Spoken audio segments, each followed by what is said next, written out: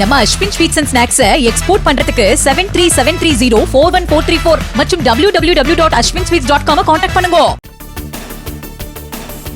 தொடர்ந்து 30 நாட்கள் சிறையில் இருக்கும் பிரதமர், முதலமைச்சர்கள், அமைச்சர்களை பதவி நீக்கம் செய்யும் மசோதா மக்களவையில் தாக்கல். அமித்ஷா தாக்கல் செய்த மசோதாவுக்கு காங்கிரஸ் உள்ளிட்ட எதிர்க்கட்சிகள் தொடக்க நிலையிலேயே எதிர்ப்பு. மக்களவையில் தாக்கல் செய்யப்பட்ட முதலமைச்சர், அமைச்சர்கள் பதவி பறிப்பு மசோதாவுக்கு எதிர்ப்பு தெரிவித்து எதிர்க்கட்சிகள் கடும் அமளி. மத்திய அமைச்சர் அமித்ஷா மீது மசோதாவின் நகலை கிழித்து எரித்து கண்டன முழக்கம் எழுப்பினர். தொடர்ந்து 30 நாட்கள் சிறையில் இருக்கும் பிரதமர், முதலமைச்சர்கள், அமைச்சர்களை பதவி நீக்கம் செய்ய மசோதாவுக்கு முதலமைச்சர் மு.க.ஸ்டாலின் கண்டனம். அரசியல் அமைப்பையும் அதன் ஜனநாயக அடித்தளங்களையும் சீர்குலைக்க மத்திய அரசு முயற்சிப்பதாக விமர்சனம்.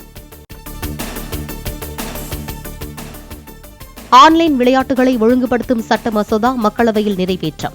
இ ஸ்போர்ட்ஸ், கல்வி சார்ந்த விளையாட்டுகளை ஊக்குவிக்கவும் பிற விளையாட்டுகளை ஒழுங்குபடுத்தவும் மசோதா வழிவகை.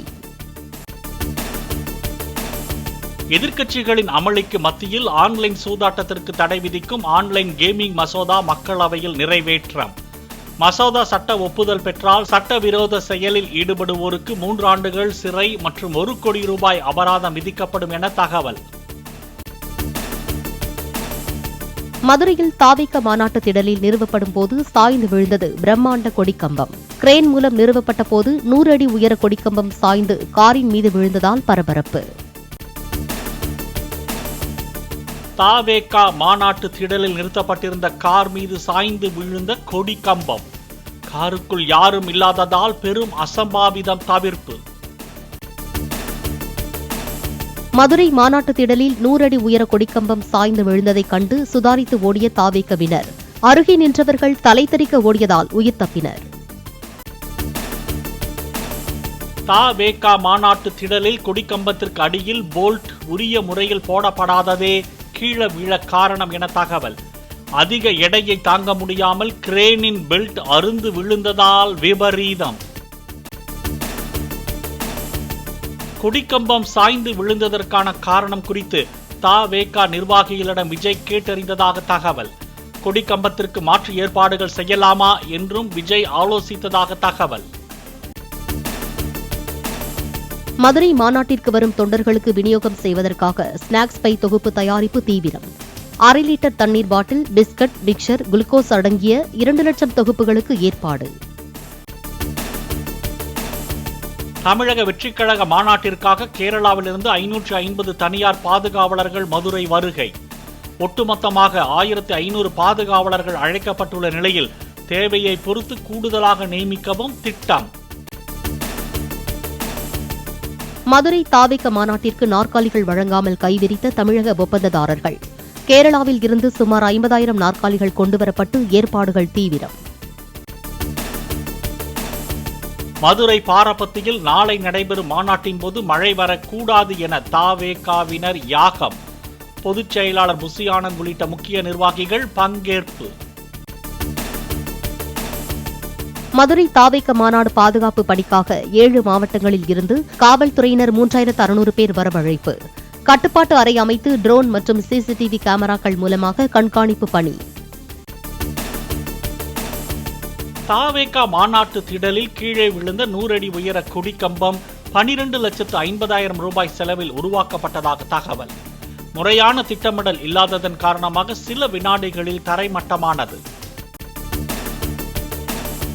100 அடி உயர தாவேக கொடிக்கம்பத்தை ஓராண்டுக்கு நட்டு வைக்க நில உரிமையாளரிடம் ஒப்பந்தம்.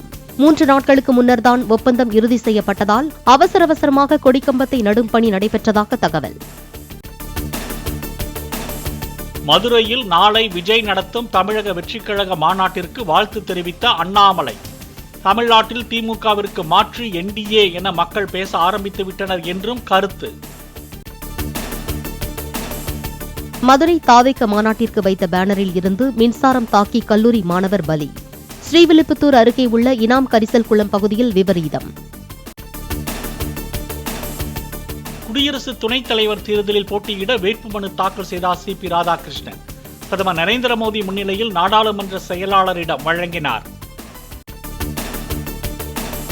மக்களை காப்போம் தமிழகத்தை மீட்போம் பிரச்சார சுற்றுப்பயணத்தின் ஒரு பகுதியாக ராணிப்பேட்டையில் எடப்பாடி பழனிசாமி பிரச்சாரம். திமுக நாளுக்கு நாள் தேய்ந்து கொண்டிருப்பதால் தான் வீடு வீடாக கதவை தட்டி கெஞ்சி உறுப்பினர்களை சேர்ப்பதாக விமர்சனம். மணப்புரம் கோவில் காவலாளி அஜித்குமார் போலீசாரால் அடித்துக் கொல்லப்பட்ட வழக்கு விசாரணையை நீதிமன்றம் கண்காணிக்கும்.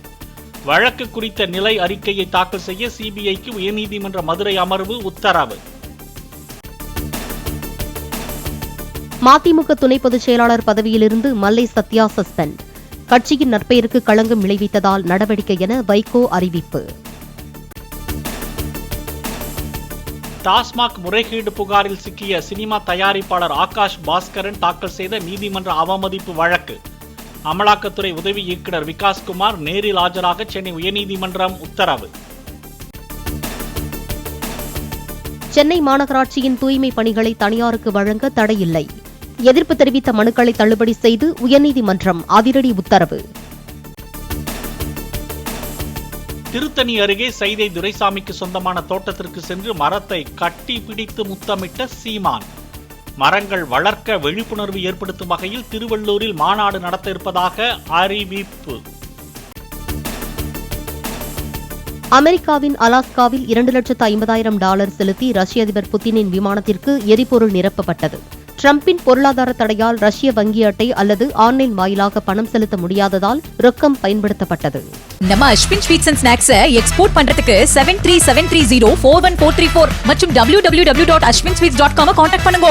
பிளே ஸ்டோர் மற்றும் ஆப் ஸ்டோரில் இருந்து பாலிமர் செயலியை QR கோடு மூலம் பதிவிறக்கம் செய்யுங்கள். செய்திகளை உடனுக்குடன் பெறுங்கள்.